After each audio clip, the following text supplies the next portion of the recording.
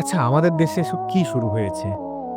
আমাদের দেশের মানুষেরা কবে একটু ভালোভাবে প্রাণ খুলে নিঃশ্বাস নিতে পারবে, একটু রাস্তায় স্বাধীনভাবে চলাফেরা করতে পারবে, মৃত্যুর ভয় ছাড়া একটু হাঁটতে পারবে? হুট করে দেখা যাচ্ছে না গাড়ি এসে মেরে দিচ্ছে এভাবে বেপরোয়া ড্রাইভার। তাদের মানে গাড়ি আছে, অনেকের দেখা যাচ্ছে যে ড্রাইভার অন্য কারো গাড়ি চালাচ্ছে, আবার অনেকের দেখা যাচ্ছে নিজের গাড়ি, বাবার গাড়ি, অনেক কোটিপতি, তাদের টাকার অভাব নেই। সে রাস্তা দিয়ে ইচ্ছামতো চালাচ্ছে বেপরোয়াভাবে। একজনের জীবন চলে গেল, থানায় গেল বা যেখানে গেল, একটু টাকা ছিড়িয়ে দিল বা একটু ক্ষমতা পাওয়ার দেখালো। এম কতদিন, কিছুদিন বা কয়েক মাস জেল খাটলো বা ইয়া করলো, এরপরে বের হয়ে গেল। এমন ঘটনা আমাদের দেশে অনেক হয়েছে। অনেকগুলো তো সাংবাদিকরা প্রচার করছে, অনেকগুলো আবার অনেকের চোখে পড়ছে না দেখে প্রচার করছে না। এই অবস্থা। এই যে এখন রিসেন্টলি একের পর এক ঘটনা যেগুলো চোখে পড়ছে আমাদের মানুষের, যেমন নোয়াখালীতে যে ঘটনাটা ঘটলো। ড্রাইভার ড্রাইভারটার জন্য একটা পরিবারের ৭ টা মানুষের যে প্রাণটা চলে গেল। ভাইটা বিদেশ থেকে এসেছে। কত স্বপ্ন ছিল তার।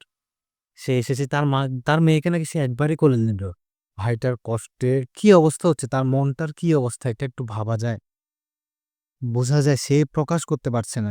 সে আমার বেলা হলো তো আমি তো কি বলব? আমি তো নিজের দিকে একটা মানুষ যদি নিজের দিক থেকে চিন্তা করে এ ধরনের ঘটনাগুলা, তাহলে সে বুঝতে পারে। সে ড্রাইভারকে পর্যন্ত এখনো ধরার কোনো খোঁজখবর নাই। সে ড্রাইভারকে যদি ধরতেও পারে, আমাদের দেশের নিয়মটা হবে যে একটু কয়েক বছর সাজা দিবে বা কিছু জরিমানা করবে, বা সে ড্রাইভারের যদি কোনো ক্ষমতা থেকে থাকে তাহলে সে ড্রাইভারের কোনো চিন্তা নেই।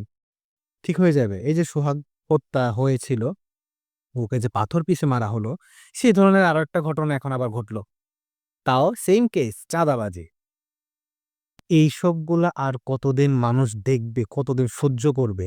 এই যে ২ টা সাংবাদিক এই নিউজটা তুলে ধরেছিল, তাদেরকে এভাবে ঠিক সোহাগের মতো এইভাবে পাথর পিষে মারলো, গলায় ছুরি দিয়ে জবাই করলো।